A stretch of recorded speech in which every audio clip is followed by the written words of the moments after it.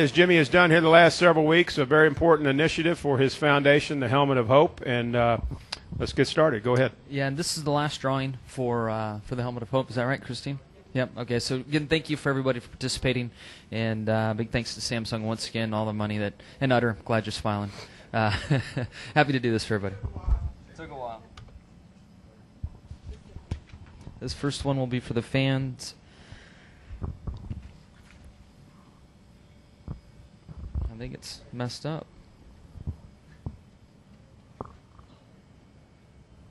Now what do we do? I don't know. Hit a button. There it goes. Okay, hit a button at 6. Everybody buy into this? Don't. Would you start? You all wonder how Utter won, huh?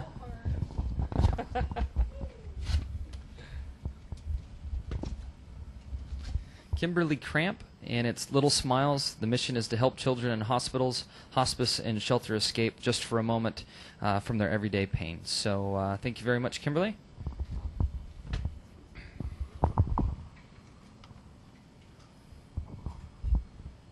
This is the media one? Yeah, this will be the media one. And like, all right. Not that button. Now it's going faster. Oh, damn. It's a fast sport. There you go. There you go. Okay, 10. Number 10. Very scientific. Yeah.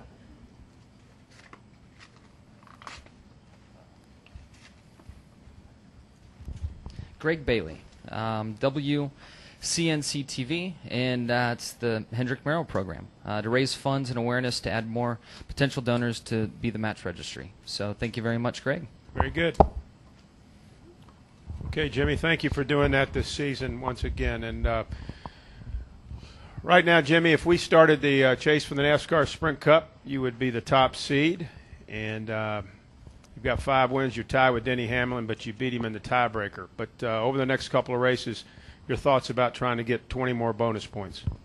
Yeah, we'd certainly like to do that. You know, this race in Richmond were pretty tough on us the first time this year when we went to those tracks. So I'm not sure a win, you know, although we'd love to have it and take it, and we're working for that. But I think our goals are just to finish in the top 10 and get back into that rhythm, start worrying about top 10s, top 5s, and then look for victories.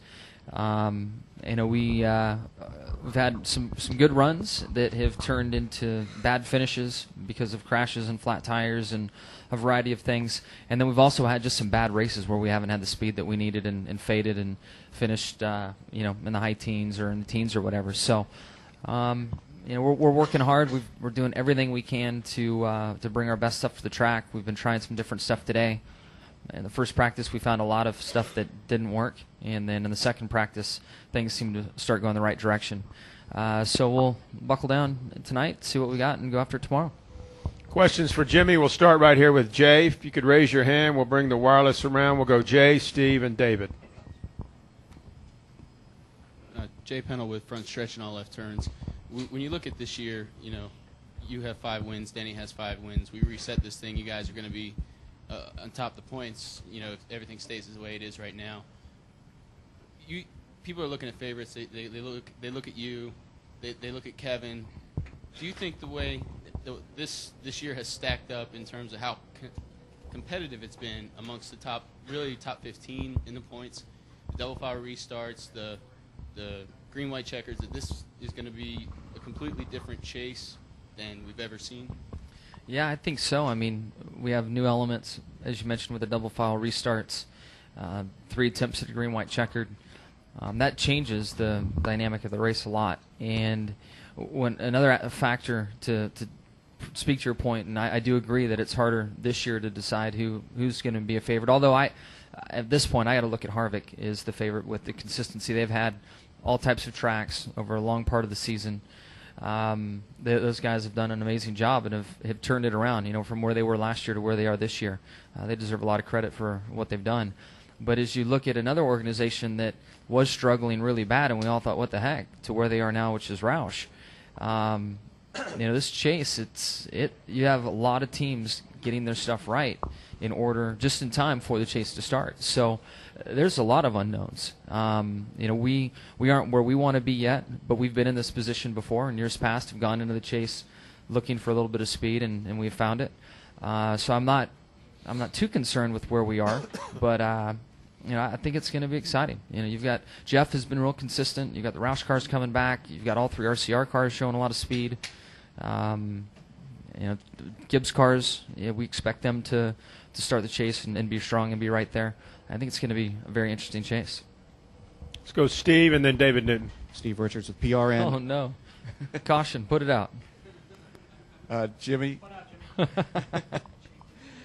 With the guys, Jimmie, that are on the chase bubble, guys like Clint and maybe even Ryan, Mark, do you notice a difference in them, the way they act, the way they drive, compared to maybe February or March, since they're in such a, this is such a nerve-wracking position, perhaps?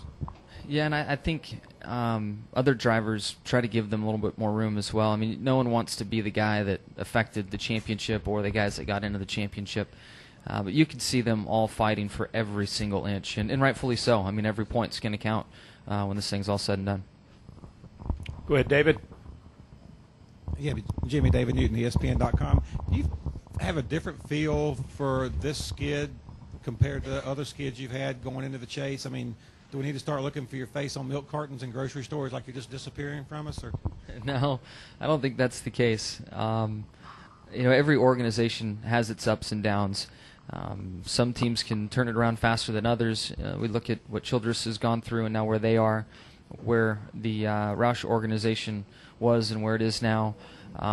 We've gone through it ourselves. You can't pick when it happens. I mean, you cannot time that. Technology is changing so fast, and what changes your environment is what the other teams stumble onto. And we're in a point right now where on the 1.5 mile, 2 mile stuff, we're playing catch up. I think we're strong on the short tracks. We've shown that. We've led a lot of laps. I think we had a really good chance to win at Bristol, and got tangled up there with one on the backstretch. So we're missing a little bit on our bread and butter tracks, which are those big ones, and we're working hard to find it. And again, I've been here before. I mean, if you go back through and look at some of the years, I have struggled through this part, and we've gone in and I've watched the headlines read what's wrong with the 48, and we find our mojo, and we're looking for it. We recognize that we haven't performed like we needed to on some tracks, and then we also know we've had some bad luck that have led to bad finishes on others. So you always got to be optimistic, and that's where we are, and we know that we're working as hard as we can. And at the end of the day, as long as we know we're working as hard as we can, it sucks sometimes, but that's all you can do. Next question for Jimmie. Who's got it? Raise your hand. We've got Dustin and then Jeff. Dustin Long here in the blue shirt, and then Jeff. Dustin Long, Landmark Newspapers. Jimmie, obviously when you guys were growing up and racing, it was all about racing. It wasn't about being in front of the camera, and obviously that's a big part of the job, doing commercials and things like that. When you look back at some of your earlier commercials, do you cringe, or how did you learn to be adjusted, and what was it like the first time doing that kind of stuff? And I still cringe when I see myself on TV. Yeah, it's a tough thing to be comfortable in your own shoes. Shooting those commercials. Some guys take to it a little easier than others. It's not the easiest thing for me to do, and I feel that over time I've gotten better at it. I'm still needing to improve, but it is a tough element, and I think that notoriety in our sport in general is another tough thing for a young guy to come in. So there's a lot to balance there, and if I was educating or working with a young guy coming along, it'd be just don't read or watch anything. Just stay in your little bubble with your race team and focus on that, and you'll be fine.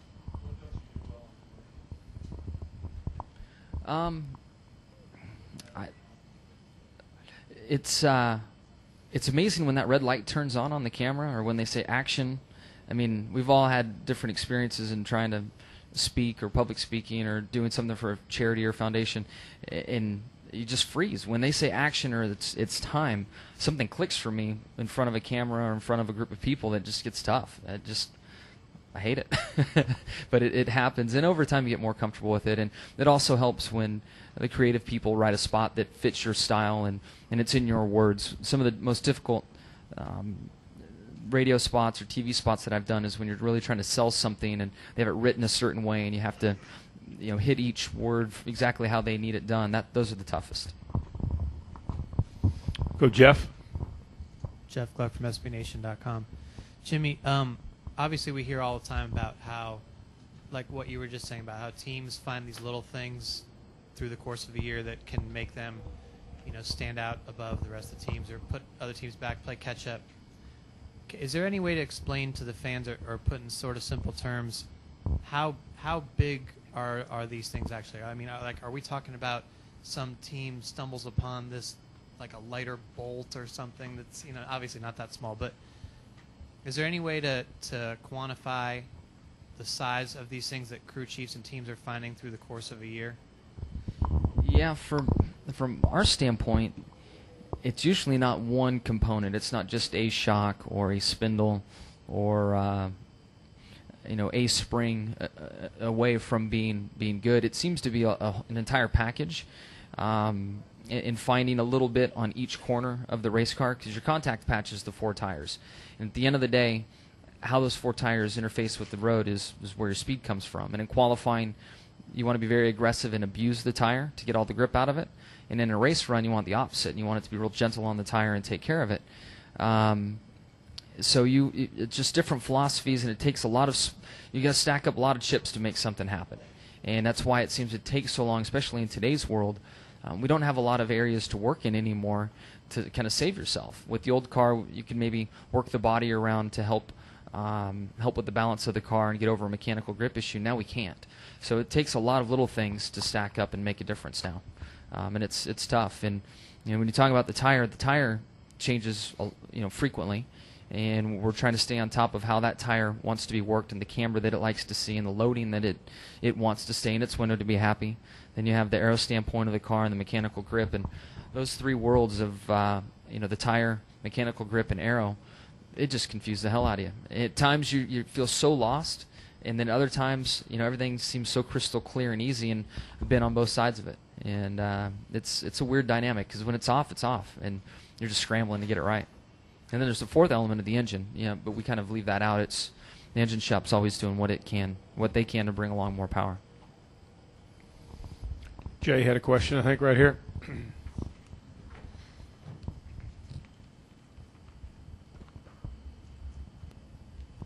When you look at the position that Kevin's in, being the points leader going into the chase, you look at maybe Tony Stewart last year leading do you think that going forward with the chase in the next few years, we need to examine the amount of points somebody gets for winning the regular season, so to speak, or being the points leader going into the chase?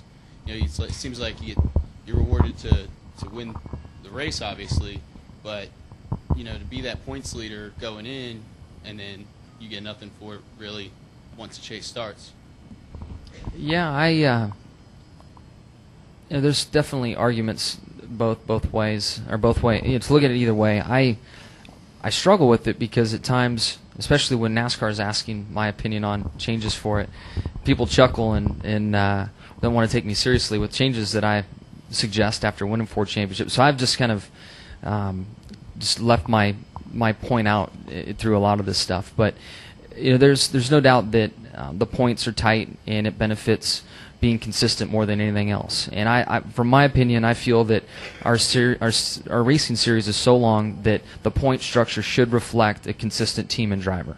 And I think over a 10-race span, what we have could be modified some. I think you could have a bigger gap to win a race, but still at the end of the day, it does reflect consistency, and that's if we only ran 10, 12 times a year, you could really, or played 16 games a year, whatever, races a year, compared to other sports. I think you could be more creative with it, but when we race 36 times a year, the champion needs to reflect what the season's about.